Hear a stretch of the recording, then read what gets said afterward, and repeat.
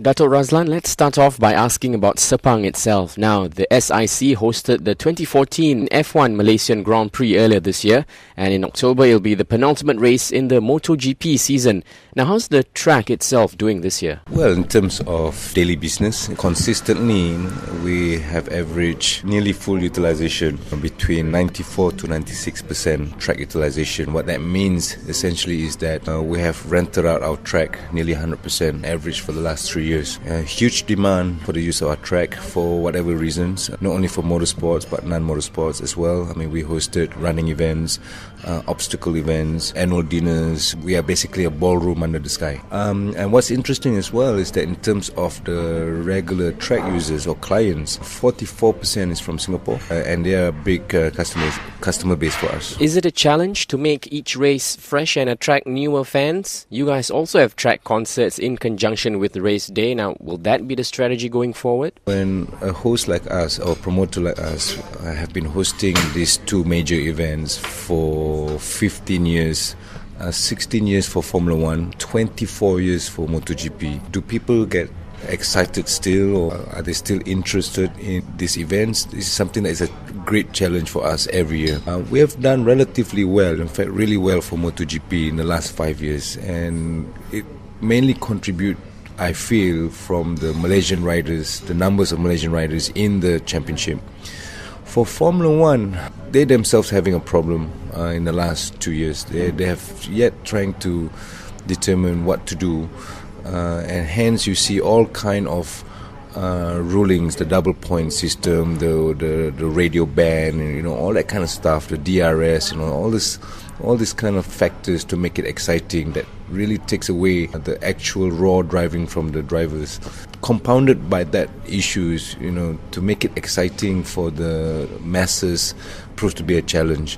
However, by saying that, we receive a constant stream of spectators, international spectators. I mean, they're always curious about what Malaysia is all about, and the best way to experience Malaysia is to watch Formula 1. So those areas are healthy trend every year of foreigners. But it's the Malaysian, it's a domestic market that is a challenge. For any mega events to work, it has to be strongly supported by the domestic market. So that is a challenge for us. And I'm not saying that this is the best formula to use artists to help promote it, because to me, to promote a big event, it all depends on which artist we're going to bring this year and the following year and all that. I think that's not the right way to do it. But again, we always have to sit down and crack our head on how to promote it better every year. Now, tell us about the exciting highlights of this year's MotoGP race and a preview of what fans can expect this year in Malaysia. Well, I think we look at it in two ways, like I said just now. Domestic market is important for us, and besides the value of MotoGP, the excitement of MotoGP, the heroes, the personalities of celebrities like Valentino Rossi, Marc Marquez, I think the next big attraction for them is the Malaysian riders that is participating this year. Again, for second year running, we have a total of 6 Malaysians participating in the MotoGP. Over classes of Moto3, we have 4, including 2 wildcard, and Moto2 we have 2 riders. Dato Razlan, what can you tell us about the fans coming to watch the MotoGP? Is it true that there are more Europeans watching the race rather than Malaysians or even Singaporeans there? Surprisingly, so far we have sold more than 35,000 tickets. And what we observe from the sales, especially from foreigners, is that Spanish fans has increased nearly twofold. I think we're close to like 4,000 Spanish fans will be coming over to Malaysia. And I think this is purely because of Marc Marquez.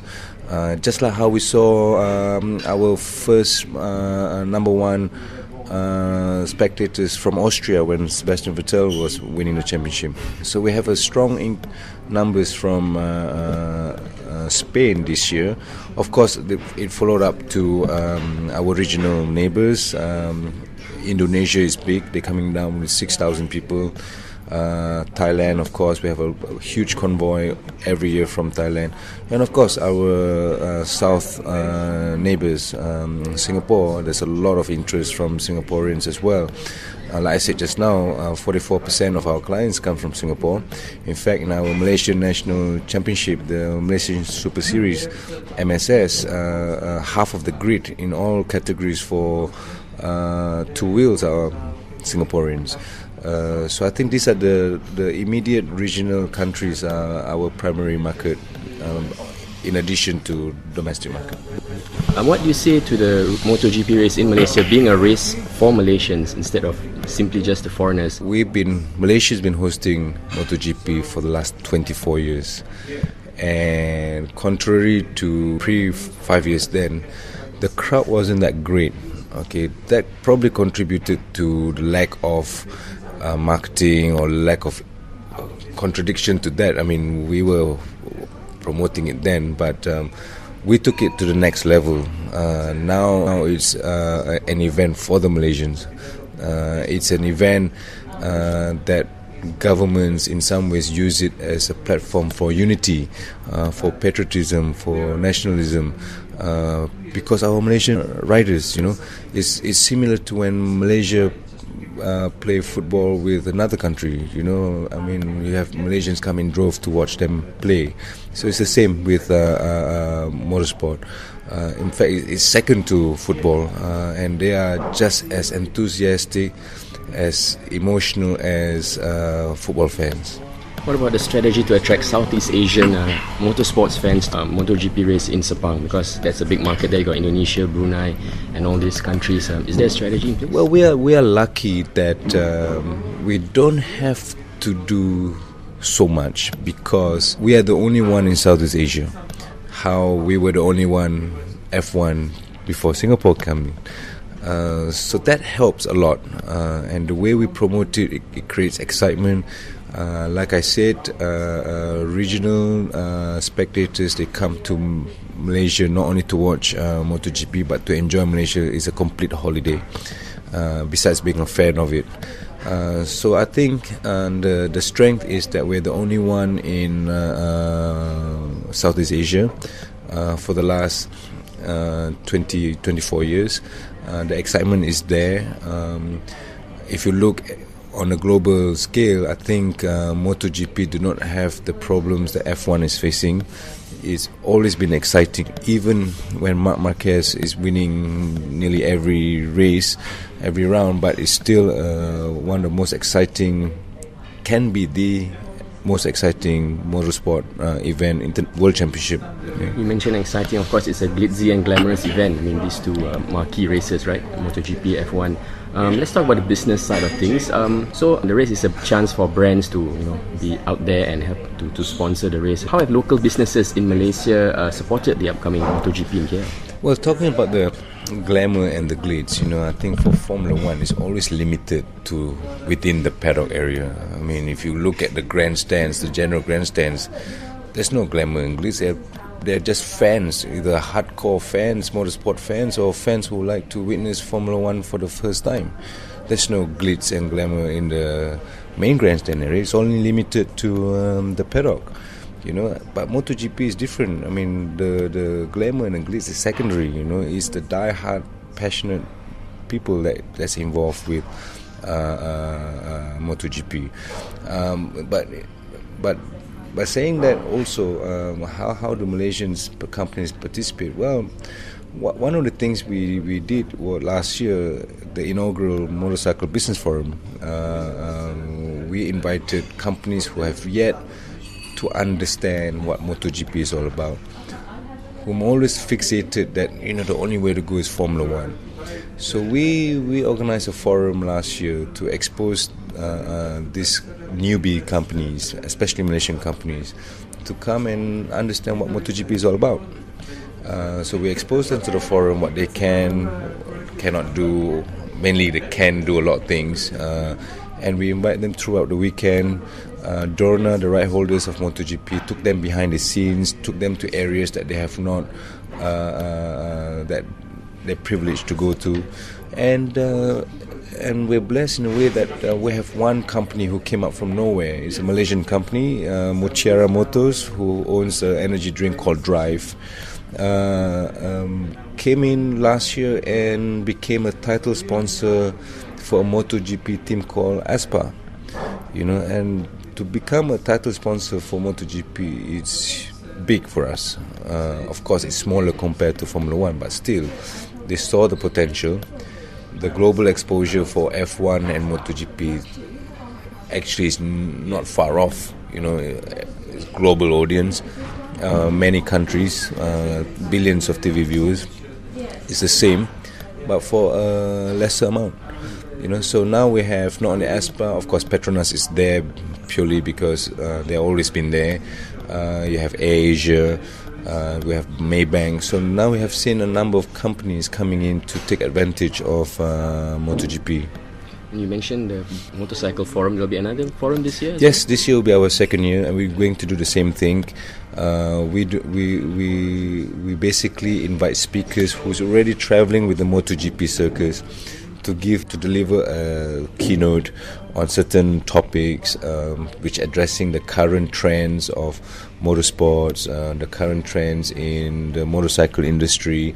We have safety talk, product presentation, and of course, again, it's targeted towards audiences who want to know more about the current trends and what MotoGP or motorcycle is all about, and how they can engage their product with motorcycle and MotoGP. And let's come back to the Sepang track itself. It's your 15th anniversary this year? 16th anniversary, yeah. Is there any more significant changes to the track, perhaps an expansion or maybe a new turns and things like that planned in the future? Well, in terms of the track, at the moment, unless there's a direction from the FIA or FIM, the two governing body, to do something about the track, we remain as it is. I think what's important is the enhancement of the current facilities. In fact, we are currently nearly completing our business park. Essentially, it's a park for established teams in Asia to come and set up shop in Sepang circuit, rather than living in containers per se. So we set up, we are developing the area. We should complete by end of this year. In the next 3 to 5 years, we are looking at a hotel, an entertainment, indoor arena for music and all that, a facility for motorsport engineering, because we are focusing on creating a school for motorsport engineering for racing teams and so on. So there's a lot of things that we plan for the next 3 to 5 years. How about a night race in Sepang? I mean, it has been mooted a few years back. Is it a viable strategy, seeing how you need to illuminate the track and it's a really significant cost? Sepang is unique on its own. Cameras pan on Sepang, you can relate to it. Once you put it under lights in the dark, you will not get to cherish that character of the circuit, By saying that Singapore is different, it's in the city. Okay, you have buildings, you have street lights, whatever is different.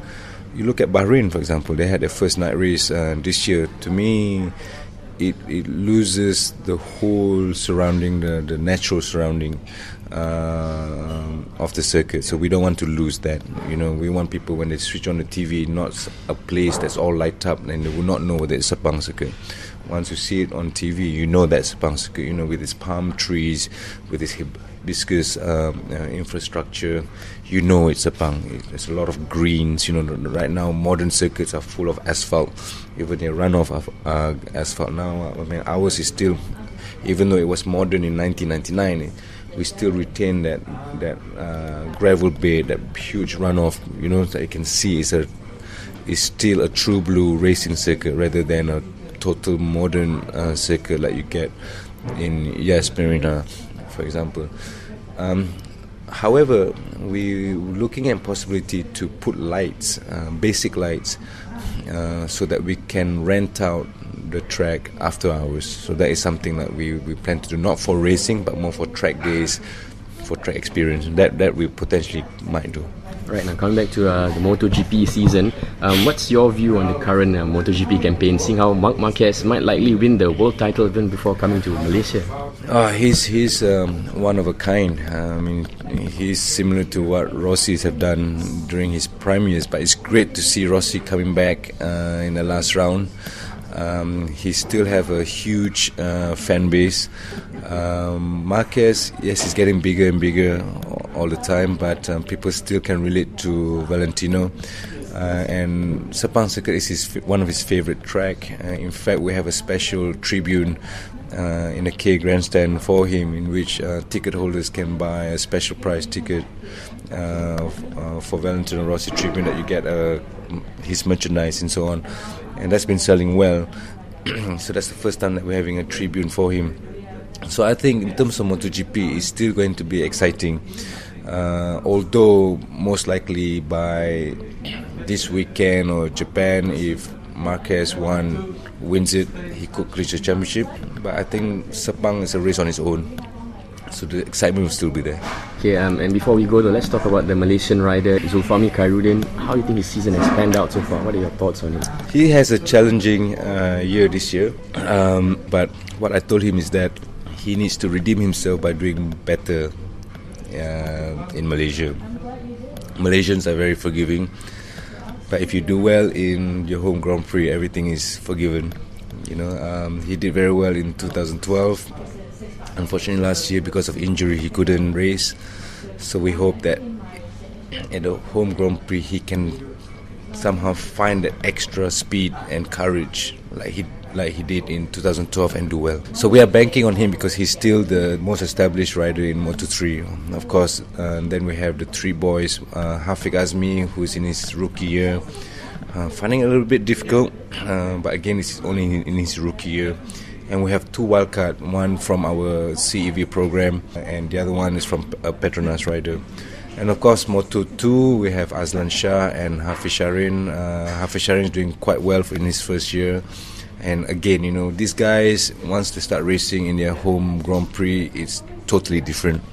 The crowds are basically that 12 man, the extra 20 horsepower, if you can say, for them to go faster, you know. We hope the boys do well.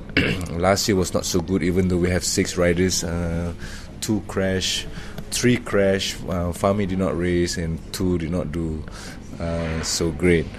You know, but again, let's see what happens this year. But not forgetting also, we have the support race, which is the Asian Talent Cup, in which we have a sole Singaporean rider participating in that championship as well. So hopefully fans from Singapore can give him that kind of support as well.